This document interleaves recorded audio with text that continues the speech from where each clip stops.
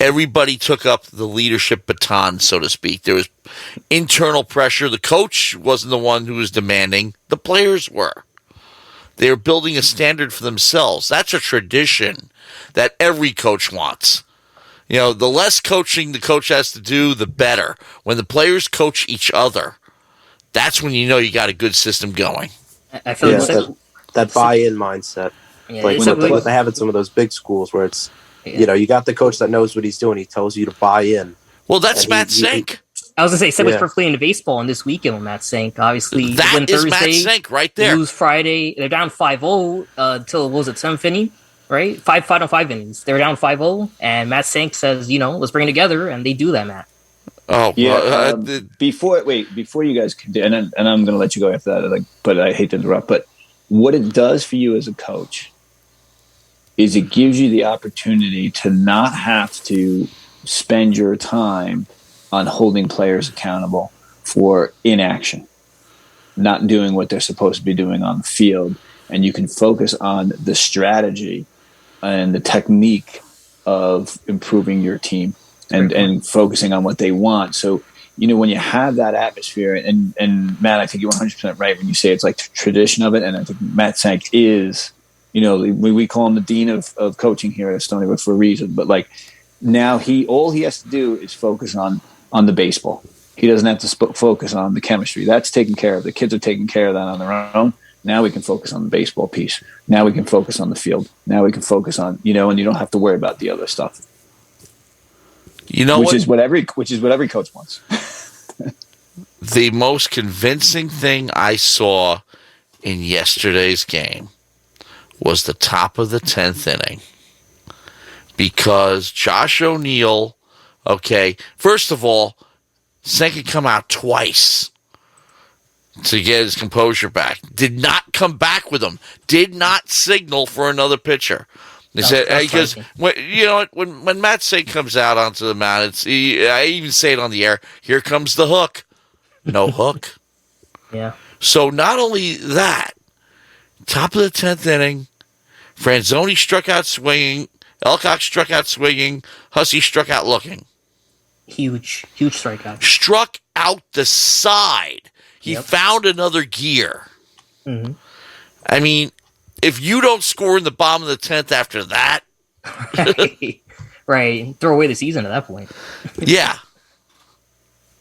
And they did it. Yeah. It's heart, man. It was incredible what that team did. It was a wacky series, I thought. just how everything, and Matt, you were there, obviously. Just talk about the crowd, the intensity there. Just, the atmosphere. It was a playoff atmosphere, honestly, just with the way the teams played. Friday's game especially was 18-16. Oh, well, no, Friday's game was a comedy of errors because when it got to the 6th inning, then the skies opened up. And you heard me on the air. I was yelling at the umpires, stop the damn game. Yeah, well, largely because you're right behind them too. A fan gave me an umbrella, a golf umbrella. Thank God, I was, to avoid getting too wet. But I got soaked. my scorecard was sopping wet. It was smudged. I couldn't barely read it.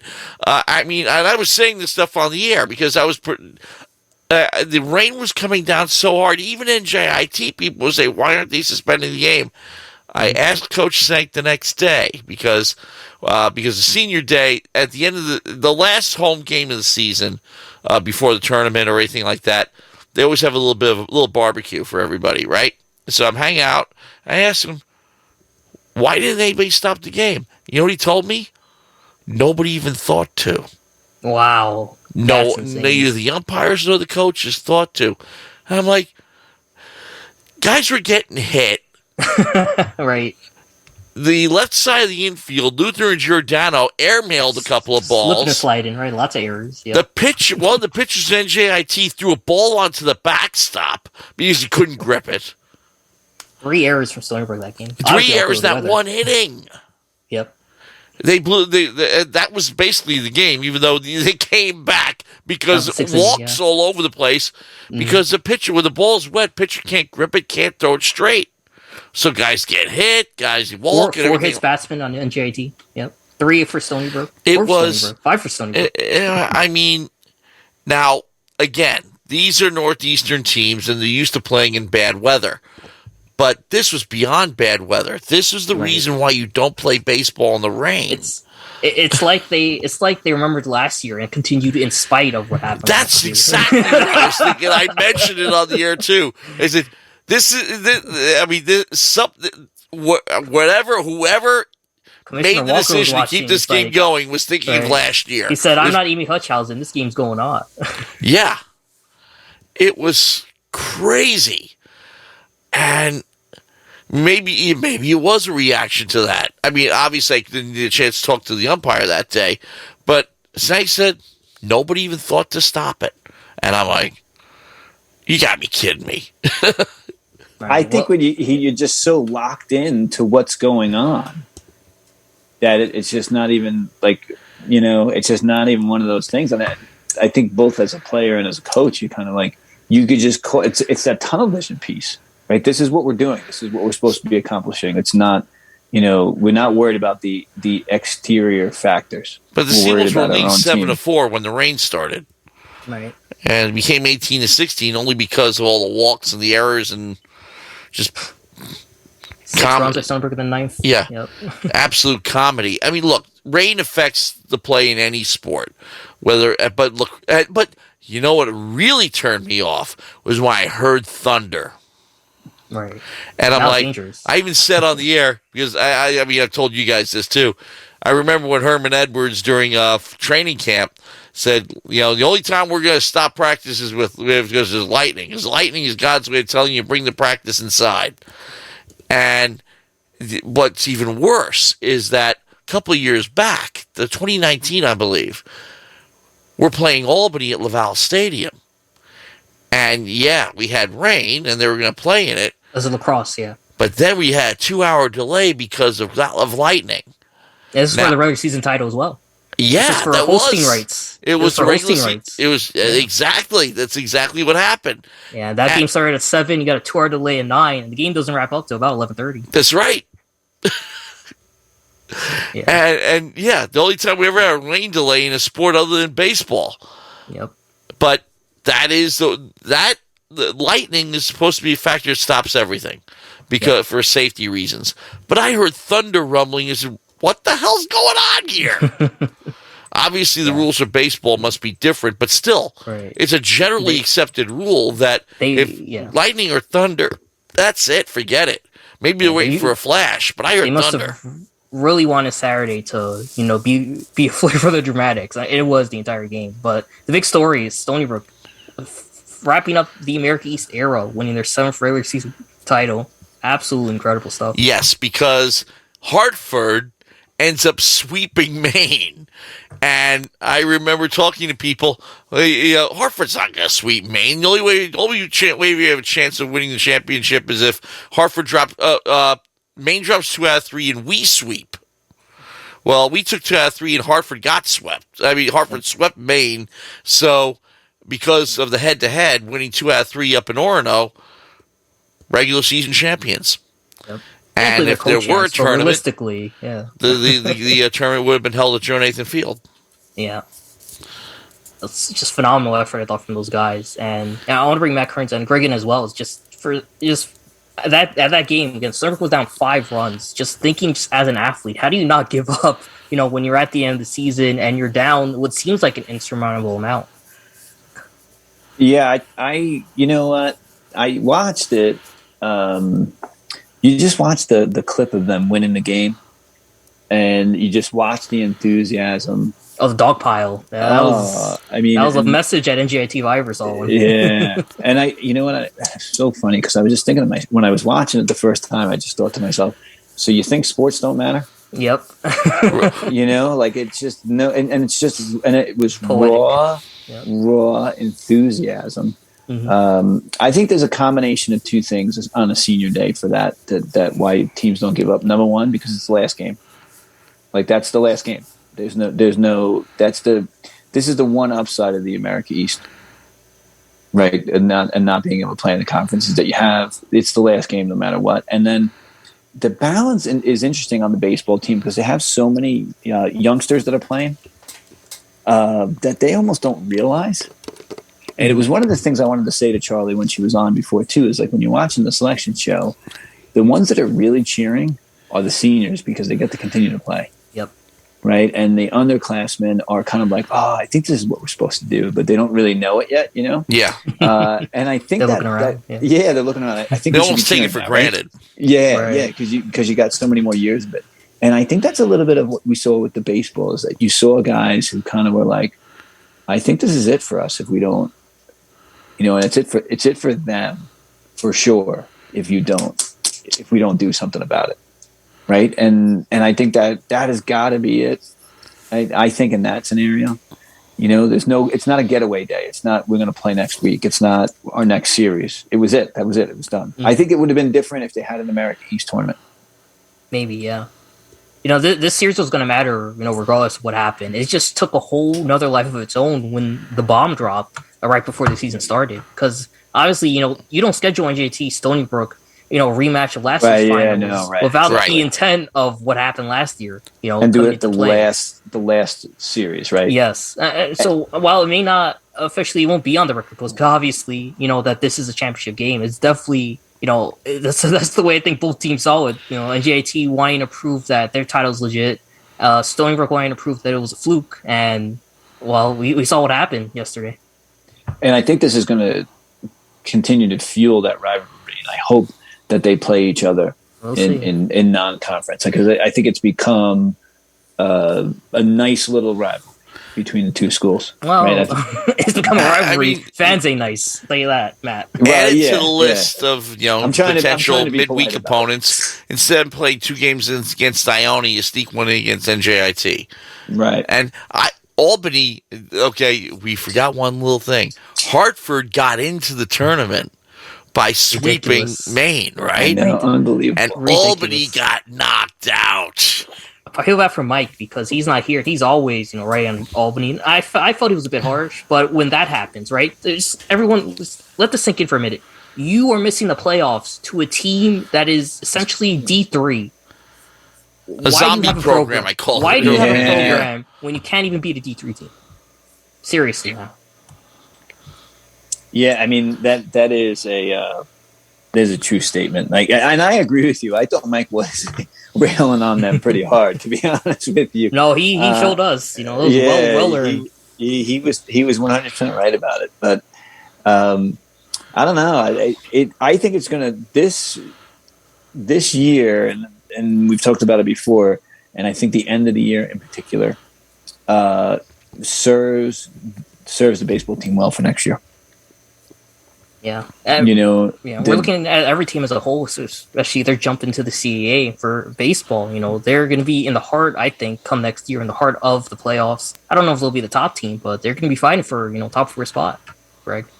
Yeah, I definitely agree with that. And I think in a weird way, you know, this kind of like becomes, I don't want to say Matt Sank has his cake and eat it too, because he's not even going to the playoffs. I mean, so it's hard to say that. And you also, what do you go to? The baseball team won 27, 25. Mm-hmm. Which is phenomenal with the start that they had to go 27 and 25 as well too. 14, crazy like that. Yeah. 21-9 in conference play, by the way. Yeah, so, identical record of Maine, but one on the tiebreaker. It sets themselves up for next year really nicely, because I think you got a nice team coming in. They're now seasoned, and they battled so much this year, right? With the different pitching and the bats having to be alive, and everything that went on with the team. So I'm really excited for the baseball team for next year, because I think they got a good footing. They got the foundation built on the house. It was going to be a transitional year for them. Mm-hmm. And they got the foundation built, and I think they're ready to rock and roll for next year. Matt? Yeah, I think so too, because now next year is going to be tough, because, I mean, College of Charleston, okay, JMU no longer in the conference, but a lot of southern schools who get a lot of action in warm weather, who play at beautiful facilities. I mean, over time, you're going to be recruiting against them, which I'm screaming till I'm blue in the face. Find the money to upgrade Joe Nathan Field, or else. Yes, I mean, I agree with you. I agree with you 100% with that. I mean, that is absolute. It's an absolute must. It's an absolute necessity for that to occur. Could there be high school fields that are better than Joe Nathan's? I mean, not the field itself, but the stadium. Or the facility. It's not even a stadium; it's a field. Yeah, it's just the facility. I mean, bleachers. It doesn't even have plumbing. Yeah, It's got SUNY Farmingdale's nicer. You know, their facilities are nicer. Yeah, it has to. It has to. Money has to be put into the program. And Farmingdale, which is a D2 school, has a better baseball facility, so much better, and they've had for a number of years. We're talking about 2008 here. They have lights. Originally, the America East had the stipulation that the top seed could host if their facility had lights, because they wanted to get more games in and shorten the tournament.